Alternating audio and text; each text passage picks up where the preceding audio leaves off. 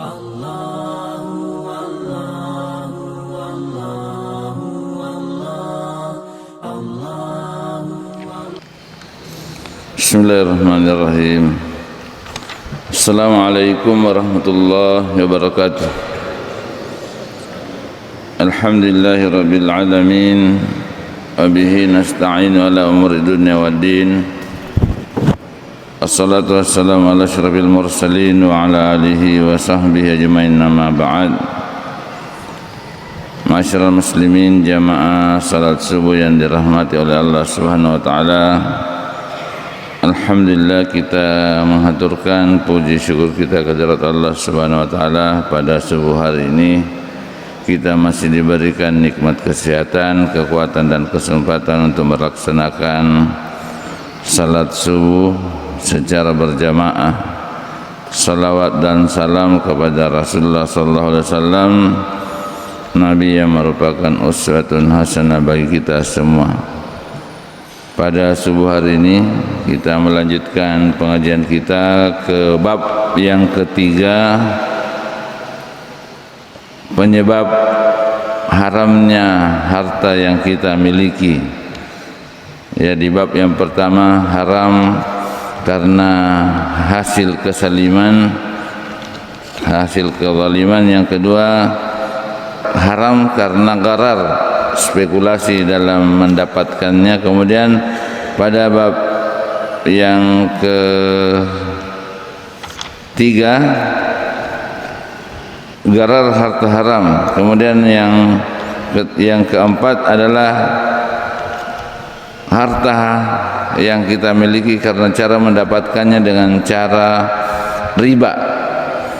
Secara umum kita sudah paham yang namanya riba. Ya, paham maka biasa kita maka riba. Umumnya ya sengai di riba maka daki mapak bunga duit. Ya, tapi sementara di bank biasa kita maka dana riba, padahal di bank itu bunga uang. Magi nama kedai bunga uang di Indonesia itu sengaja diganti namanya riba menjadi bunga. Nah, sebab ya bunga kan cantik, cantik bunga supaya kesannya cantik. Ipau ni maka ada bunga. Nah, padahal sebenarnya riba dalam Al-Quran, wa ahallallahu al-bai'a wa harrama riba. Allah Subhanahu wa taala menghalalkan jual beli dan mengharamkan riba supaya tidak jelas. Wakada majai ibau ni maka ada bunga. Nah, sebab pada umumnya bunga itu cantik. Dalam buku muamalah disebutkan bahwa riba di dalam bahasa Arab artinya bertambah. Maka segala sesuatu yang bertambah dinamakan riba. Sebenarnya segala sesuatu yang bertambah dinamakan riba. Dalam istilah fikih ya sengai riba yang itu menambahkan beban kepada pihak yang berhutang, atau biasa disebut dengan riba dain, atau menambahkan takaran saat melakukan tukar menukar 6 komoditi yang itu emas, perak, gandum, syair, kurma dan garam dengan jenis yang sama, atau tukar menukar emas dengan perak dan makanan dengan cara tidak tunai. Nah, ini pengertian secara umumnya yang dikenal dengan riba ba'i. Secara umum jadi ada namanya riba dain. Biasanya riba dain tambahan dalam pinjam meminjam. Angkato riba ba'i, riba tambahan dalam jual beli. Kalau menurut catatan sejarah riba, ma'asyiral muslimin yang dirahmati oleh Allah Subhanahu wa taala, yang dikemukakan oleh beberapa pakar ekonomi, diperkirakan bahwa riba telah ada sejak manusia mengenal uang, emas dan perak. Dikenal pada masa peradaban Mesir, Farao, Farao yolo nama Fir'aun. Yolo nama Fir'aun, peradaban orang sudah memakai uang, emas dan perak. Kemudian dimunrin naruh peradaban Sumeria, Babilonia, kemudian Asyuria di Irak, dan peradaban Ibrani Yahudi. Tertulis dalam kitab Perjanjian Lama bahwa kitabna Yahudi, orang biasa mengatakan kitab Perjanjian Lama, bahwa diharamkan orang Yahudi mengambil riba dari orang Yahudi, namun dibolehkan orang Yahudi mengambil riba dari orang di luar Yahudi. Jadi kepada padanna Yahudi haram. Kotanya to Yahudi nonroi malah riba dihalalkan. Ya roh perbedaan Yahudi. Jadi hampir semua agama masyarakat muslimin yang dirahmati oleh Allah Subhanahu wa taala, hampir semua agama di muka bumi ini, baik agama samawi maupun agama ardi, agama sawawi. Agama samawi itu yang biasa disebutkan berdasarkan wahyu. Walaupun kan setelah datangnya Rasulullah sallallahu alaihi wasallam membawa Al-Qur'an, maka tidak ada lagi pedoman selain Al-Qur'an.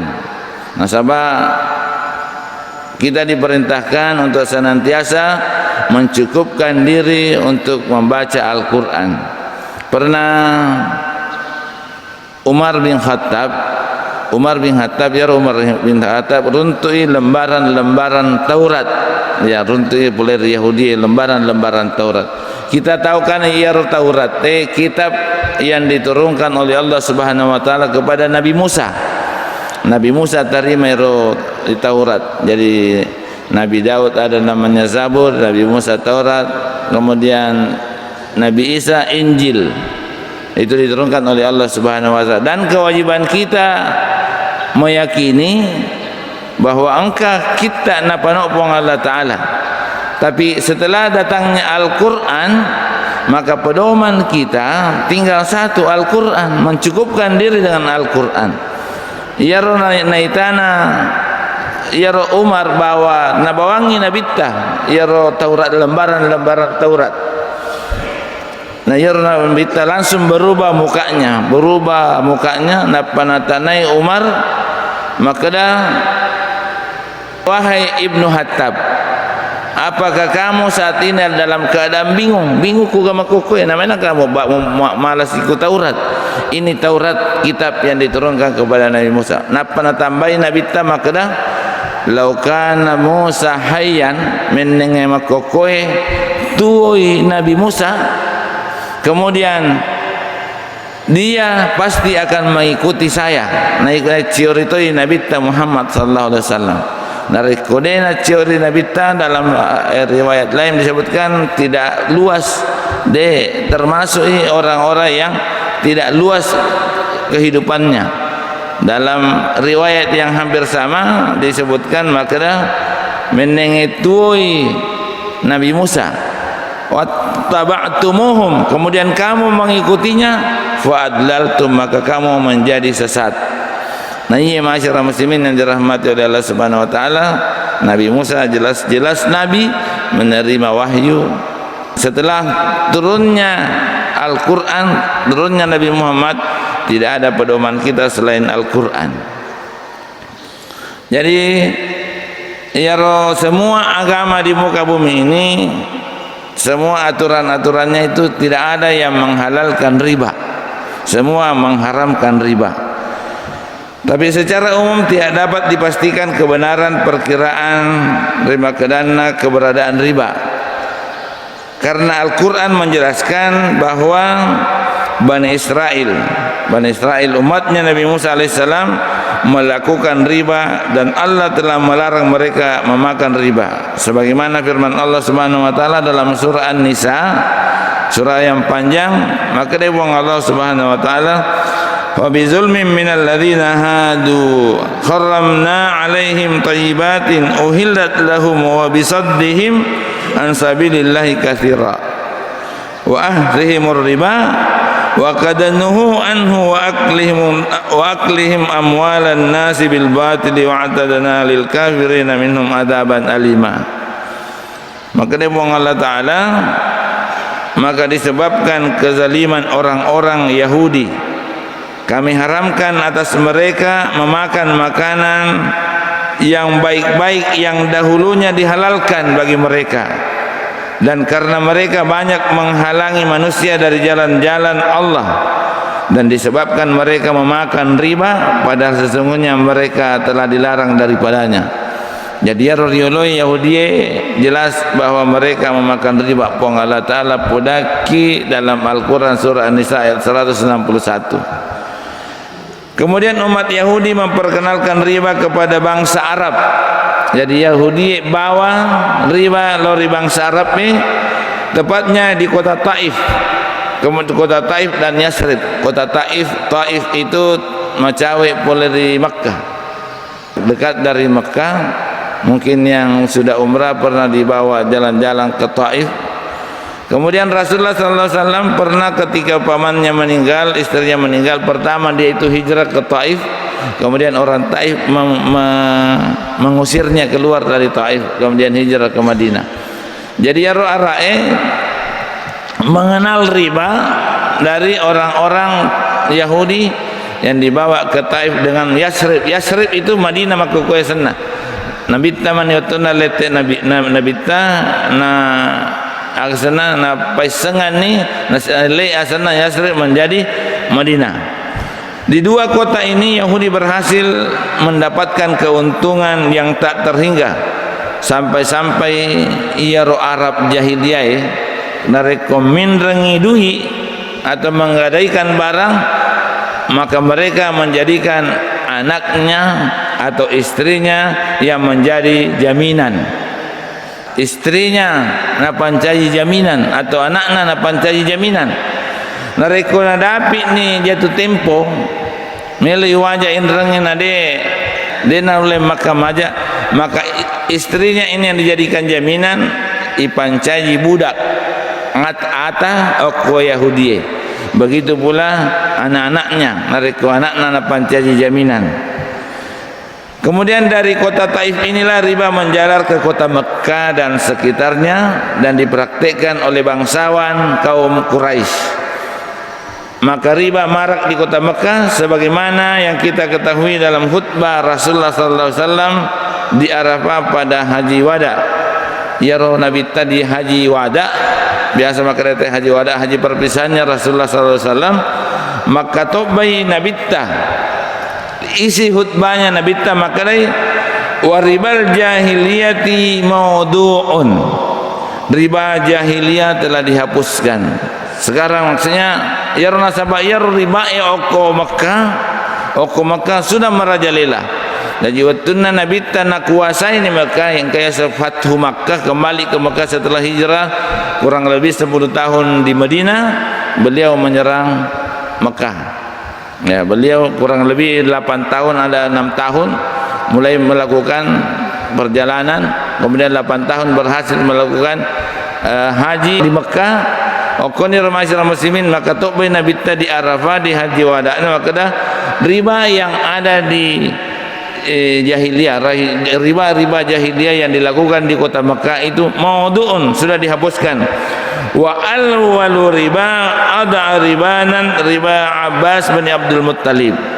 Begitu pula riba pertama yang kuhapuskan, riba pertama yang kuhapuskan adalah riba dari Abbas bin Abdul Muttalib.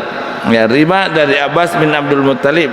Sesungguhnya riba fa innahu maudu'un kulluhu. Mulai saat ini sesungguhnya semua riba itu telah dihapuskan. Jadi letek ni Nabi dari Madinah angka mau riba berlaku di Mekah. Bahkan Nabi sudah menyerang Madinah masih ada riba, termasuk ribana yang dilakukan oleh pamannya. Nah, maka yang pertama saya hapuskan ialah itu riba yang dilakukan oleh Abbas bin Abdul Muttalib.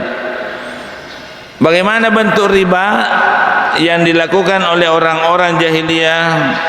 Di antaranya seseorang yang memberikan pinjaman 10 keping uang emas selama waktu tertentu dengan syarat nanti dibayar sebanyak 11 keping uang emas. Jadi tak tambah 1 keping uang emas.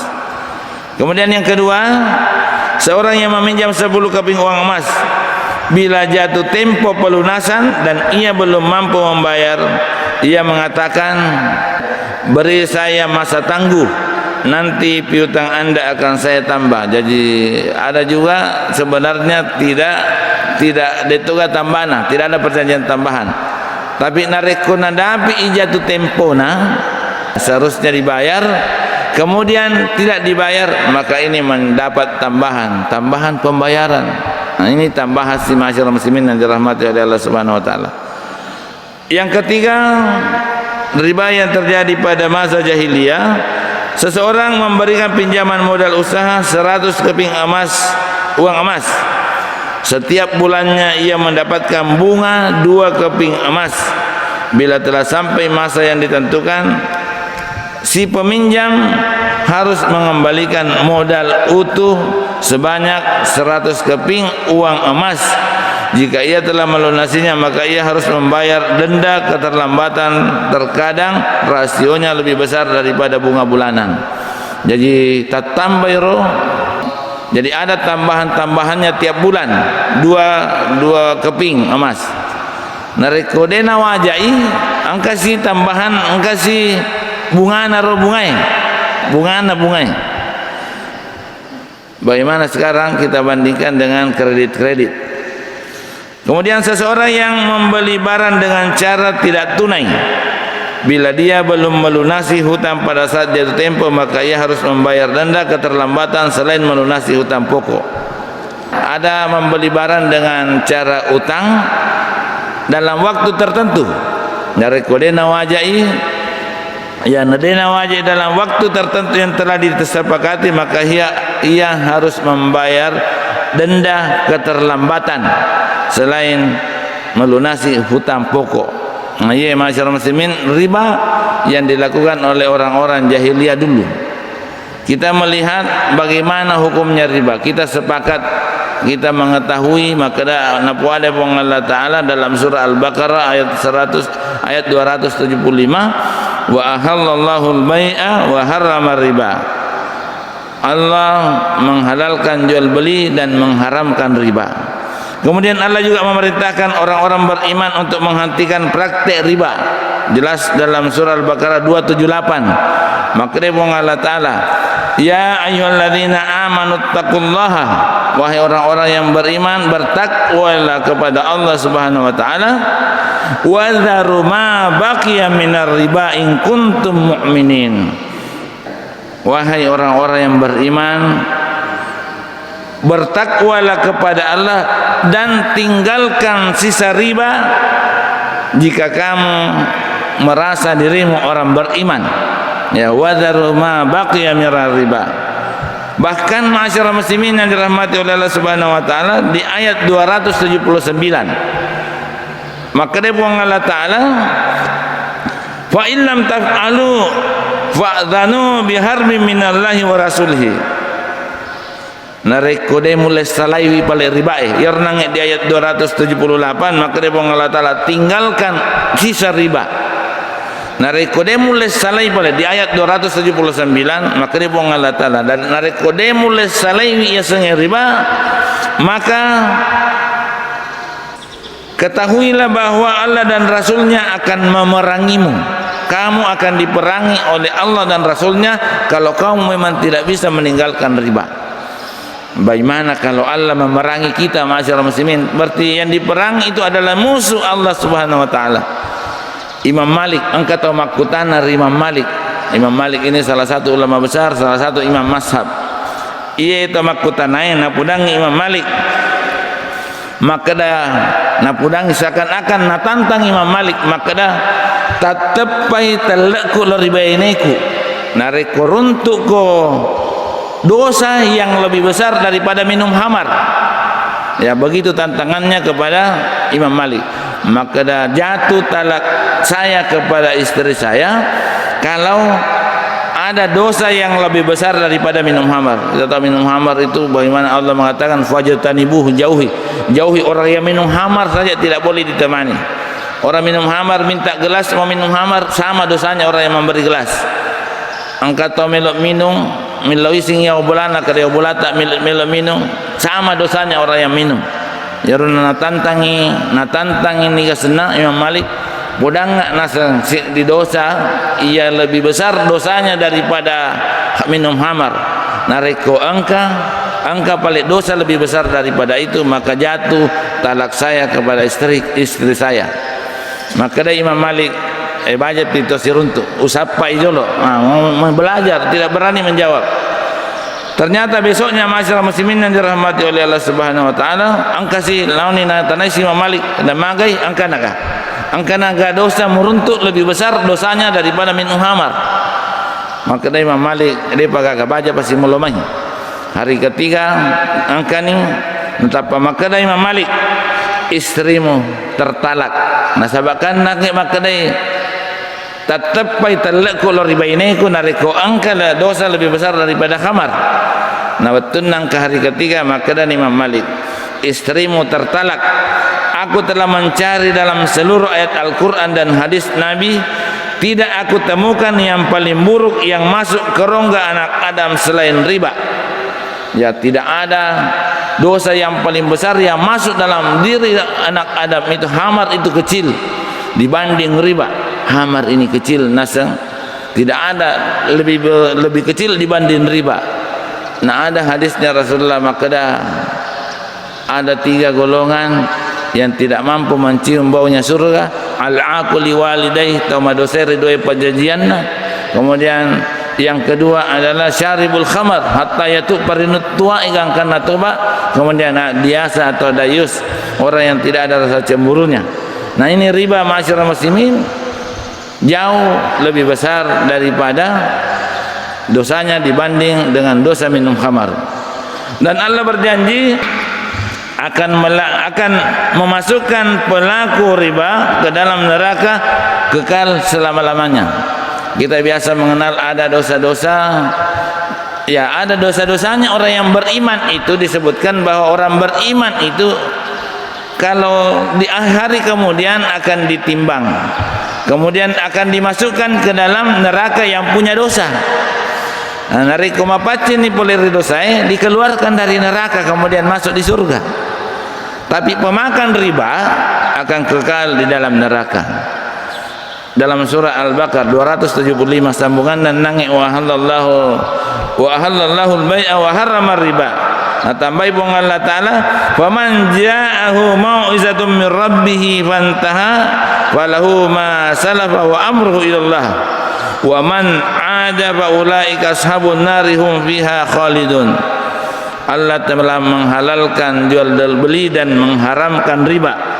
Orang-orang yang telah sampai kepadanya larangan dari Allah lalu terus berhenti tidak mengambil riba lagi, maka baginya apa yang telah diambilnya dahulu sebelum datang larangan, dan urusannya terserah kepada Allah. Sedangkan orang yang kembali mengambil riba setelah mengetahui, maka orang itu sudah adalah penghuni neraka, mereka kekal di dalamnya. Ini surah Al-Baqarah ayat 275. Di dalam hadis Nabi sallallahu alaihi wasallam bersabda juga memerintahkan agar seorang muslim menjauhi riba, karena riba termasuk salah satu dari 7 dosa besar. Nabi sallallahu alaihi wasallam bersabda, ijtanibus sab'ul mubiqat, jauhilah 7 yang membinasakan. Qalu ya Rasulullah wa ma hunna, ya Rasulullah yang mana itu 7 kegairu pitue dosa besar yang membinasakan. Nah maka Nabi tak asyirku billah, apa 2 lori buang Allah Ta'ala, wasihru, sihir, orang yang melakukan sihir, baik dia meminta disihirkan atau dia yang menyihirkan. Nah, maka ini termasuk dosa besar. Wa qatlun nafsil ladzi haramallahu illa bil haq, membunuh nyawa kecuali dengan cara yang dihalalkan, dengan cara kebenaran, umpamanya dalam perang, kemudian mempertahankan harta. Wa aklur riba, kemudian yang keempat makan riba. Kemudian wa aklu malal yatim, memakan harta anak yatim. Kemudian wattawalli yaumal sahfi, orang yang lari dari peperangan, musuh itawe na lari. Kemudian wa kasbul muhsanatil mu'minatil ghafilat, orang yang menuduh perempuan beriman itu untuk melakukan perbuatan zina. Jadi natudi makunrai beriman melakukan perbuatan zina. Ini 7, termasuk di dalamnya adalah makan riba. Saya pernah ceramah di salah satu, ada pengajian rutin salah satu bank konvensional. Ini dia tanyakan, maka Ustaz, saya ini banyak teman-teman yang paham riba, bahkan sudah ada yang keluar dari pekerjaannya di bank. Biasa dia kirim hadis ini. Bagaimana kita ini? Apa tidak bisa? Apakah kita makan riba? Ya, kalau itu hadis yang kita dengar, maka itu adalah dosa besar. Jangan bilang tidak bisa dihindari. Ya, ada juga yang biasa mengatakan bahwa di Indonesia ini kita belum bisa menghindari riba. Karena apalagi PNS ini kita ini makan gaji dari hasil pinjaman luar negerinya Indonesia. Apakah Indonesia, semua uang yang ada di Indonesia adalah hasil pinjaman luar negeri? Mana hasil bumi? Ya, paling-paling pinjaman dari luar negeri itu untuk menjadi investasi dan bangunan-bangunan infrastruktur. Itulah apa yang menjadi Adam yang dikorupsi oleh orang-orang tertentu. Tapi ada penghasilan lain orang Indonesia seperti hasil bumi dan lain-lain sebagainya. Kemudian masyarakat muslimin yang dirahmati oleh Allah Subhanahu wa taala, angkat hadis Nabi Tapoleri Bara bin Asib radhiyallahu an, bahwa Nabi sallallahu alaihi wasallam bersabda, ar-ribatnani wa sab'una baban. Riba itu ada sebanyak 72 pintu. 72 pintunya riba. Wa adanaha mithlu inya'il rajuli ummahu. Dan diantara 72 pintunya riba itu yang paling rendah dosanya adalah seperti orang yang menzinahi ibu kandungnya. 72 pintunya riba, yang paling rendah dosanya adalah orang yang seperti berzina dengan ibunya. Begitu besarnya namanya riba. Kemudian salah seorang periwayat hadis yang bernama Umar bin Rasid ini didaifkan oleh mayoritas ulama hadis, akan tetapi disikahkan dan hadis ini dinyatakan sahih li ghairihi oleh Albani. Ada yang menganggap sebagai hadis yang daif karena ada satu, tapi Albani mengatakan hadis ini sahih li ghairihi. Dari Anas bin Malik radhiyallahu an, bahwa Nabi sallallahu alaihi wasallam bersabda, sesungguhnya 1 dirham yang didapatkan, inna dirhama yusibu rajulu minar riba a'zamu indallahi minal fil hati'ati min 36 saniyatin wa yazniha rajul. Ini 1 dirham yang didapatkan oleh seorang laki-laki dari hasil riba lebih besar dosanya di sisi Allah daripada berzina 36 kali. 1 dirham lebih besar dosanya daripada berzina 36 kali. Hadis ini diriwayatkan Ibnu Abi Dunya, dinyatakan bahwa hadis ini sahih li ghairihi. Yang terakhir masyarakat muslimin, hukum riba, begitu besarnya dosa riba, pantas Rasulullah sallallahu alaihi wasallam melaknat pelakunya, sebagaimana diriwayatkan dari Jabir radhiyallahu an, la'ana Rasulullah sallallahu alaihi wasallam akilur riba. Nabi sallallahu alaihi wasallam melaknat pemakan riba, wa mukilahu, begitu pula orang yang memberikan riba. Jadi pemakan riba, memberikan riba, wa katibuhu, penulisnya termasuk pegawai-pegawainya, wa syahidihi, dan orang-orang yang menjadi saksi transaksi riba. Wa qala hum sawaun, mereka itu sama-sama berdosa, sama-sama dosanya. Hadis diriwayatkan oleh Muslim. Jadi masyarakat muslimin yang dirahmati oleh Allah Subhanahu wa taala, kita sampai di sini hukum riba. Belum masuk di yang mana dikategorikan riba, walaupun kemudian ada beberapa tanggapan terhadap riba yang disebut beberapa teori, tapi ada yang bantahan-bantahannya. Saya kira itu yang kita bahas pada hari ini. Insyaallah mudah-mudahan kita diberikan hidayah oleh Allah Subhanahu wa taala meninggalkan hal-hal yang diharamkan oleh Allah Subhanahu wa taala, nangkaki nama sayyibuang Allah Subhanahu wa taala. Subhanakallahumma rabbana bihamdika asyhadu an la ilaha illa anta astaghfiruka wa atubu ilaik. Nasrun minallah wa fatun qarib wa basyiril mu'minin. Wassalamualaikum warahmatullahi wabarakatuh.